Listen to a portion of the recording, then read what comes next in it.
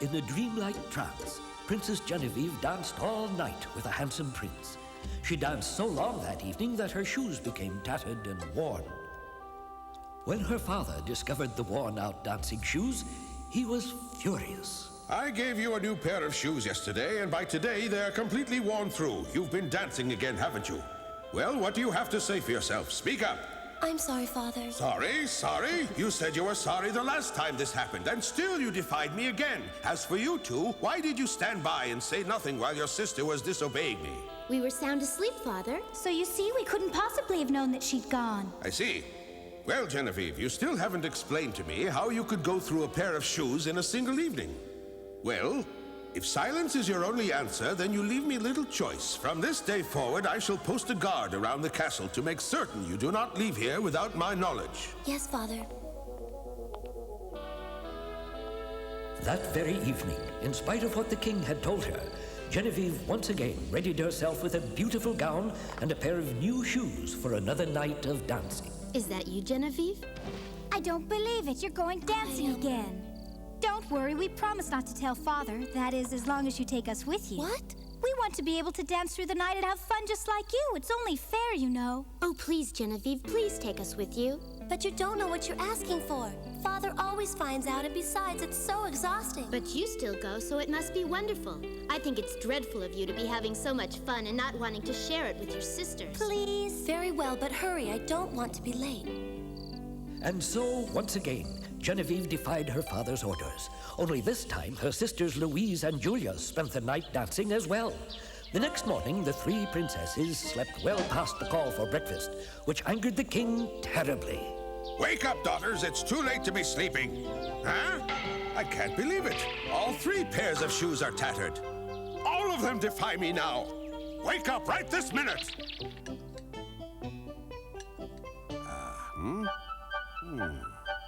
You three are awfully quiet this afternoon. What's the matter? Is the food not to your liking? You've hardly touched a bite. I don't have much of an appetite today. Neither do I, Father. It's not polite to yawn at the table. I'm so tired I can hardly stay awake. Enough is enough. I want one of you to tell me the truth. Where is it that you went dancing last night? We never left the castle, Father. You expect me to believe that? Oh, but I'm telling you the truth. Then you three won't mind if I lock the door to your bedroom every night from now on to make sure you don't go anywhere. Or do you find that too harsh? Not at all, Father. We don't mind. Then so be it. There. Now, since there's no way for you to leave your room, I expect all of you to get a good night's sleep tonight. Good night, Night, Father. Father. Good night. The three princesses were locked fast in their rooms. The door was heavy and the lock strong. There would be no leaving the castle this night. Just to be safe, the king himself guarded the key by wearing it on his wrist while he slept. The next morning, bright and early as promised, the king made his way to the locked bedroom to let the princesses out for the day, confident that he had solved the problem of his dancing daughters. Still asleep? I thought I told you girls to... What happened to your shoes? How could this be? They're completely worn out. But how could they have gotten out of this room to go dancing? The door was locked. Enough! I have a message from our beloved king. The royal princesses have a problem which worries the king, and he requires everyone's help. I'd be happy to help. Tell us what we can do. Each night, the princesses have been sneaking from the castle to go dancing. If any man in the kingdom can manage to find out where exactly the princesses go off to, he can marry the princess of his choice. However, if a man tries for 3 days and fails, he will be locked in the dungeon as a criminal. For the king has no patience for fools. Now, which one of you brave men shall be the first to volunteer? I will take up the challenge. What makes you think you'll succeed? How difficult could it possibly be to keep track of 3 princesses? Well, I'll have this princess problem taken care of in no time. Come. That night, the nobleman prepared to keep watch over the princesses. He checked and rechecked every door and window to be sure the 3 young ladies would not be able to escape the castle. He looked under the beds and checked the ceiling and floor for secret doors. Even the chandelier was not beyond suspicion. Everything seems to be in order. Of course, I've checked this room myself. Now you understand what's expected of you. You'll sit over there in that chair. The door to the bedroom will remain open so that you can see in at all times. All you have to do is stay awake and catch them if they try to leave. I do not see how I can fail, sire. My daughters are very clever. Don't worry, Your Highness. I'm a clever one myself. You might as well start planning the wedding, sire. Me, a prince. You'll be prince of the dungeon if you don't succeed. Good night, sir. Oh, Genevieve, what are we going to do? With him sitting there, we won't be able to dance tonight. Well, 3 princesses to choose from. How delightful. If we don't go tonight, they may get angry and leave and never dance with us again. You're right. As bedtime approached, the 3 sisters realized they would have to trick the nobleman into falling asleep. They decided a cup of wine, mixed with a sleeping potion, would do the trick. And where do you think you're going? Nowhere, good sir. I have come to see if you might like a cup of wine. Ah, thank you, my dear. I'm sure you'll be an honorable husband for one of us. I drink to your good health, kind sir. Perhaps you shall be the lucky one. I must be off to bed now. Good night. Good night, my dear. I hope you don't have any trouble staying awake. I never have trouble staying awake, especially when it's important. Look, the potion is working already. Yes. What's the matter with me? I can't stay awake. How soon can we leave? Right away. Just as they had done night after night, the princesses danced with their mysterious partners. Their eyes were sunken as if they were locked in a trance. They knew that they would be exhausted the next morning and that their father, the king, would be angry with them. But the need to dance with these mysterious men overwhelmed all of their reason. They simply could not help themselves. For hours they continued dancing, never speaking, never stopping, only dancing until their shoes were once again tattered and worn.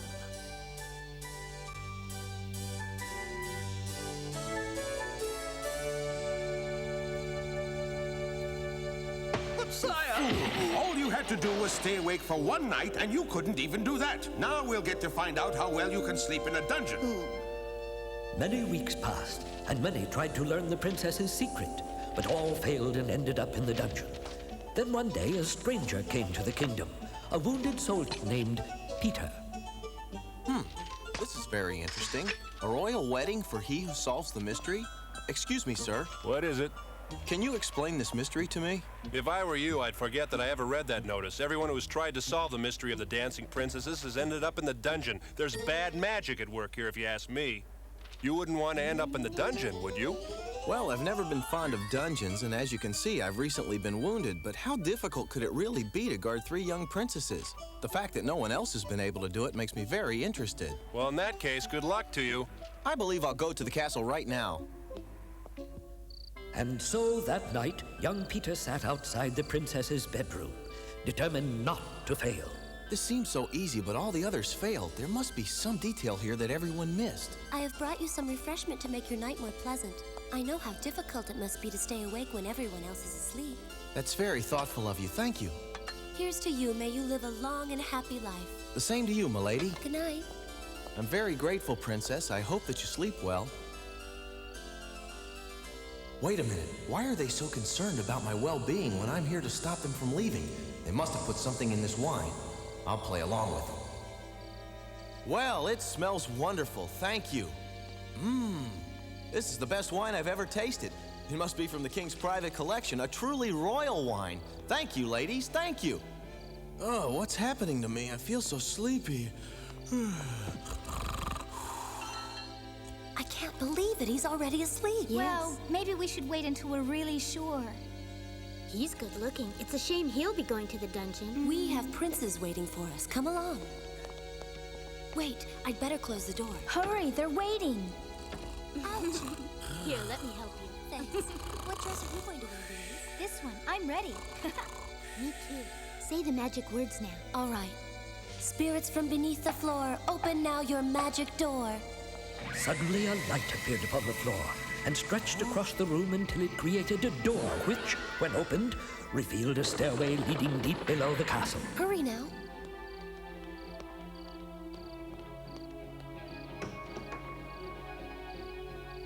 Aha! A secret passage. I guess this isn't going to be as easy as I thought. Well, here I go. Peter followed the three down the long staircase. One by one, the princesses fell into a deep and magic trance. I can't believe how fast they're moving down. It's like they're floating. It's like it's magic. Peter ran as fast as he could, but he was no match for the floating princesses. He found himself in an enchanted forest, where the trees were covered with leaves made of silver. What a strange-looking tree. It's incredible. The leaves are pure silver. I'll take some back or the king will never believe me.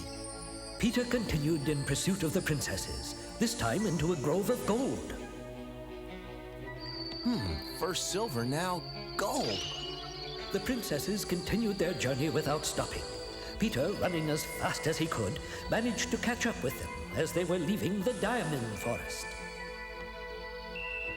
Now the leaves have turned to diamonds. Just outside the diamond forest was a moat. There awaited the three who had danced with the princesses before. They waited patiently until the princesses arrived. Then they rowed away from shore. Peter arrived too late to stop them. Stop! As Peter looked out across the water, he saw the darkness of the moat transform into a beautiful castle with golden rooftops. Well, it looks as though I'm going to have to do some swimming. Whoa! That water's moving awfully fast. I guess I'll have to come up with another way to get to the castle. That cloak belongs to me. That's not fair. I want the cloak that makes things invisible. You can keep the shoes that will take you wherever you ask, but you can't have them both. They both belong to me, little man. Oh, yeah? Now I know how to get into the castle. Besides, you can have your pick of the princess's clothes. You know that tonight is the night that they'll become prisoners of their princes. What? Those three won't be needing their pretty dresses and jewels when they're scrubbing the castle floors. They're in danger. What can I do? I don't care about any dresses. I want the cloak. Of all the stubborn men I know, Hey, who's that? It's only me, gentlemen. Who are you? I've never seen you before. Me either. Who are you? I'm here to make the chains for the new princess prisoners. That's a likely story. Easy, friend. I'm not here to fight with you. I just happened to be passing by when I heard you two arguing. And you must be the master's new helper, the one who arrived only last week. Yes, my name is Peter. All right. But what is it that you want? Well, I've come up with a fair way to decide which one of you gets to keep the magic cloak and shoes. What is it? It's really very simple. All the two of you have to do is step 25 paces away from the cloak and shoes. Then, when I give you the signal, you race back to where the cloak and shoes are. Whoever gets there first gets to keep the prize. Don't you think that that's fair? Very fair. I'd be certain to win. What do you mean, certain to win? You couldn't beat me if you tried. Let's race. As you wish. Right. Ready? Go! 1, 2, 3, 4. Peter's plan was working even better than he expected. As soon as the two strangers were well out of sight and were concentrating on the race, Peter would grab the cloak, make himself invisible, and use the shoes to take him to the princesses. I'm ready. Yeah, so am I. On your mark, get set, go! It's almost time to make my move. Thank you, gentlemen. This is absolutely fantastic. I'm totally invisible. What's happening to those two? Oh my, they're really monsters in human form. That means the so-called princes that the princesses are with are probably monsters too. I have to save them. I'll use the shoes to get there. Shoes of fancy, fly away. I've princesses to save today.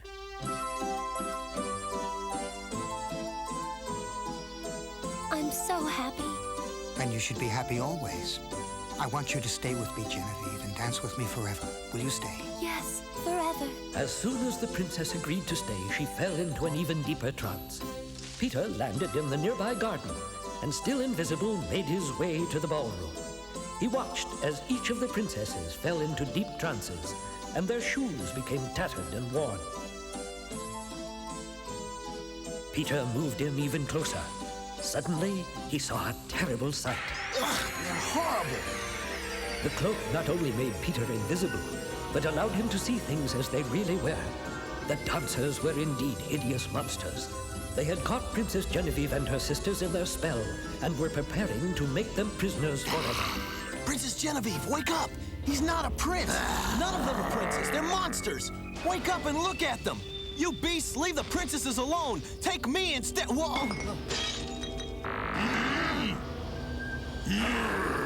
Listen, Shoes, I must get clear. Take me to the chandelier. Peter was immediately lifted high into the air, where he could cut the rope on which the chandelier hung. The sound of the crash shook the princesses out of their trances. Run, ladies, run! You can't escape. This should get their attention. Let me go!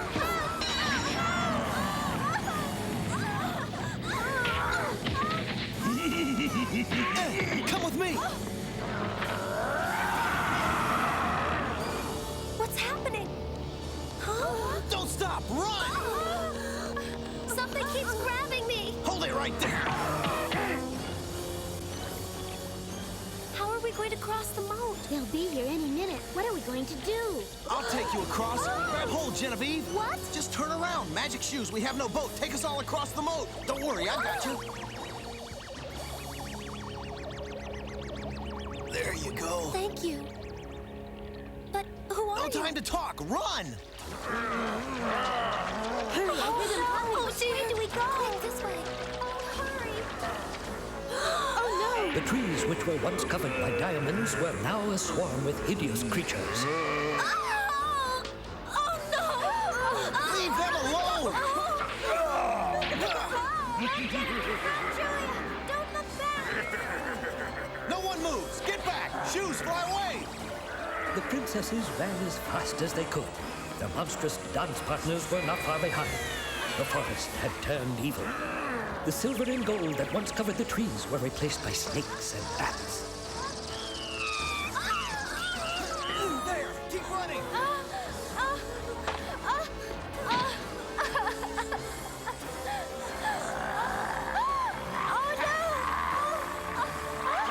Exhausted, the princesses finally reached the long staircase which led to their room. I don't think I can make it up the stairs. You have to make it. Now get going. Go. Oh, no, you don't.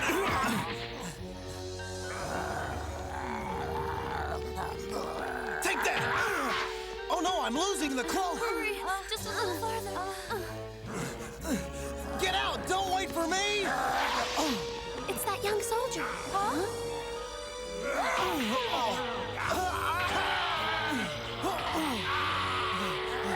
Oh no, look out behind you! Fast, the stairs are sinking, hurry! You'll never make it. Run for your life! Jump! Hold on, I'll help you! Get out of here.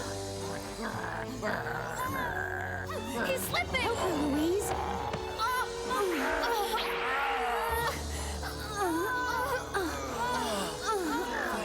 Closed door.